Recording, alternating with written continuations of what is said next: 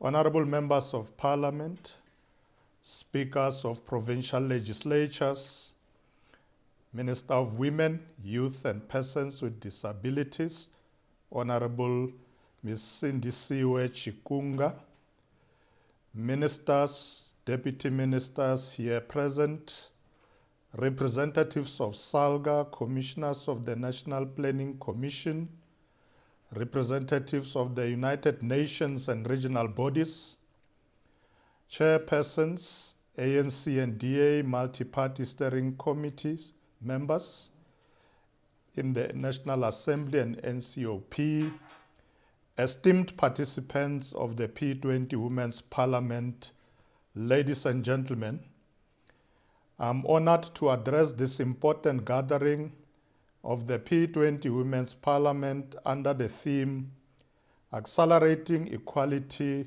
Sustainability and Shared Growth, correcting the gender redistributional bias of growth and development through the Women's Charter, the MTDP and the 2025 G20 development priorities. Reflecting on the relevance of today's theme, we salute the contribution of women towards the liberation of the oppressed people of South Africa. We further acknowledge considerable progress our nation has achieved in gender equality and inclusive governance.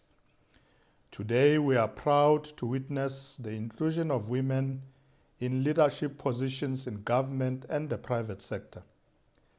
When addressing the Women's Day celebration this past Saturday, President Cyril Ramaphosa highlighted that South Africa holds the second position among G20 nations regarding female representation, with women constituting 42% of the members of Parliament. Certainly, this is a noteworthy accomplishment deserving of recognition. However, we must recognize the ongoing obstacles and the efforts required to establish a truly equitable society for all. To achieve this, we must learn from the legacy of the women from the 1956 generation who united in the struggle against an oppressive and unjust system. On the 9th of August 1956, Women's March remains a strong indication that women played a significant role in the fight for equality, justice, and the attainment of our democracy. Their chant, Wathinta Bafazi, Wathinta Mbokodo, goes beyond mere words. It embodies the tenacity, resilience, and strength of women.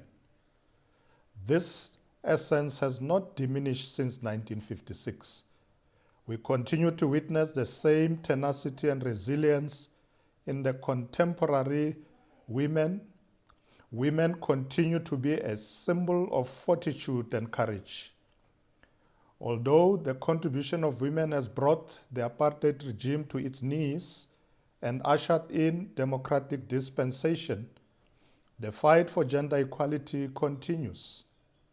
We recognize the efforts women have made since the early 20th century towards achieving gender equality in South Africa. The Freedom Charter, which was adopted on June 26, 1955, explicitly addresses the creation of an equal society. This is also supported by the Women's Charter, which was adopted in 1954 and further culminated in the expression of a Women's Charter for Effective Equality, which has provided the framework for women's transformation as observed in South Africa's democracy. The Women's Charter outlined women's rights for voting, employment, marriage, and family, which were later integrated into the Freedom Charter for a Democratic South Africa, where all citizens, regardless of gender, have equal rights and opportunities, including participation in political processes. Although we have made progress in establishing a democratic system and eliminating apartheid's legislative framework as envisioned by the Freedom Charter, we must question whether we are making progress towards gender equality and inclusion, particularly following the review and adoption of the 2021 Women's Charter. The reality is that despite an increase in representation in Parliament since 1994, as I have already mentioned, most sectors of our economy remain male-dominated. This indicates that we have not fully realized the ideals of the Freedom Charter. Hence, we need to act decisively to achieve equitable representation in all areas of our society. Program directors and honorable members, you will agree with me that gender equality lies at the core of our democracy. For true democracy can only flourish when all individuals are treated with dignity and respect and have access to equal opportunities. Gender equality is not only a struggle for a fundamental human right, but it is also essential for achieving sustainable development, promoting peace and security, and fostering a more just and inclusive society. Women's rights are human rights. Regardless of our sex and gender orientation, all of us must be motivated to continue the fight for gender equality. We must pursue viable solutions to the persistent challenges such as gender pay gap and underrepresentation of women in leadership roles. As leaders, we must consider women's needs and prioritize their empowerment to promote economic growth, reduce poverty, and foster a more just and equal society. The price to pay for gender equality is challenging patriarchal norms and structures and implementing gender-sensitive developmental policies and planning instruments that are effectively mainstreamed across all these three spheres of government. We must be persistent in advocating for legislative measures that will guarantee women-owned small, micro, and medium businesses access to working capital and inclusion in the mainstream economy. Progress made without putting too much emphasis on the government's role, the results of our efforts speak for themselves. When it comes to achieving gender equality, our nation has achieved a significant amount of progress. South Africa's 1996 Constitution is one of the most progressive in the world and asserts the principle of gender equality as a key component of our transformation agenda. The Equality Clause enshrined in Chapter 2 of our Constitution prohibits discrimination based on race, gender, sex, pregnancy, marital status, sexual orientation, and ethnic or social origin, ensuring the protection of women's rights. The Constitution laid the basis for the introduction of progressive, equal rights-based legislation instruments that are mindful of South Africa's gender realities. Furthermore, Sections 59 and 72 make provision for public access and involvement in the law-making processes of Parliament.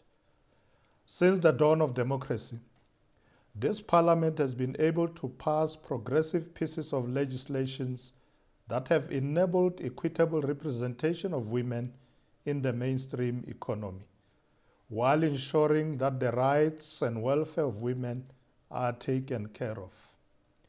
This includes the Employment Equity Act, Promotion of Equality and Prevention of Unfair Discrimination Act, the Broad-Based Black Economic Empowerment Act, and the National Council of Gender-Based Violence and Femicide Act that was signed into law in May 2024, to mention but a few. To demonstrate our commitment to gender equality, the government expanded the access of women to economic opportunities by setting aside 40% of public procurement for women-owned businesses. Through the National Empowerment Fund and the Small Enterprise Finance Agency, which both offer financial and non-financial support to SMMEs, there has been an increase in the amount of support provided to women-owned small, medium, and micro enterprises. To further address the gap associated with funding, the government also launched the Technology Innovation Agency, TIA, a unique initiative aimed at empowering women in technology and innovation. The program provides funding, mentorship, and an environment for innovation to thrive. The TIA will accelerate women's contribution to South Africa's technological advancements and economic growth. Despite many of these interventions, we continue to face the scourge of violence against women and children. In recognition of the need to do more, in 2022, the government signed 3 new pieces of legislation to combat gender-based violence and femicide as part of the Presidential Summit resolutions. The laws include the Criminal Law, Sexual Offences Related Matters, Amendment Act 13 of 2022, Criminal and Related Matters Amendment Act 12 of 2022, and the Domestic Violence Amendment Act 14 of 2022. These laws aim to protect victims of gender-based violence and make it harder for perpetrators to escape justice. They affirm the government's commitment to combat GBVF. Honorable members and compatriots, we must work together to address the interconnected issues of gender transformation and economic transformation in a way that is comprehensive and impactful. We can no longer allow gender inequality to plague our society and hold back the potential and contribution of half of our population. This means we must work hard to ensure that policies, programs, and initiatives aimed at economic development prioritize gender equality and transformation. We should provide women with the tools, resources, skills, and opportunities they require to make their dreams a lived reality. However, as we engage in this process, we must be cognizant of the fact that the policies, programs, and resources we introduce are aimed at improving women's well-being, addressing gender gaps, and fostering inclusive growth. As we move forward, I'm pleased that the Parliament of the Republic of South Africa has decided to convene a series of build-up activities under South Africa's G20 presidency's thematic priorities and objectives, as well as the country's development priorities for medium-term implementation.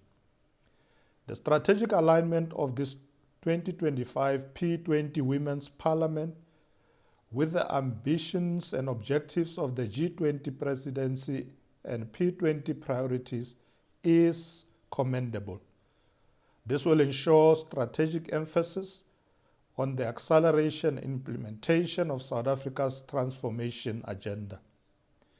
As part of this strategic alignment, the P20 Women's Parliament should consider partnering with relevant G20 working groups to advocate for the prioritization of women empowerment programs that focus on issues like the care economy, financial inclusion, rural women empowerment programs, agricultural support initiatives, and combating gender-based violence.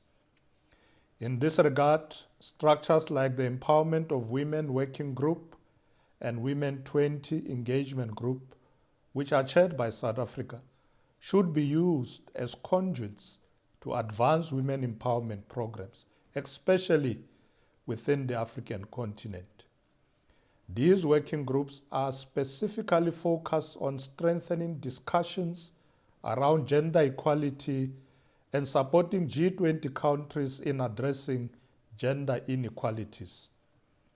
I trust that at the end of this P20 Women's Parliament, all participants will have assisted this collective to identify critical legislation for review and amendment to accelerate and transform the lives of many women, create gender equity, and to put a complete stop to the scourge of gender-based violence against women and children. This includes strengthening the mandate for the 3 branches of government to enhance gender mainstreaming and implement the 2021 Women's Charter for Accelerated Development and engendered MTDP, Agenda 2063, and South Africa's 2025 G20 presidency priorities. Together, we can construct a future that empowers all individuals, irrespective of gender, to realize their full potential and make meaningful contribution to our society. The South African government is committed to achieving gender equality, and we are ready to collaborate with you to bring the vision of a truly democratic and inclusive South Africa to fruition. Wathinta bafazi, wathinta imbokodo. I thank you, Honorable Speaker and Honorable Chairperson of the National Council of Provinces.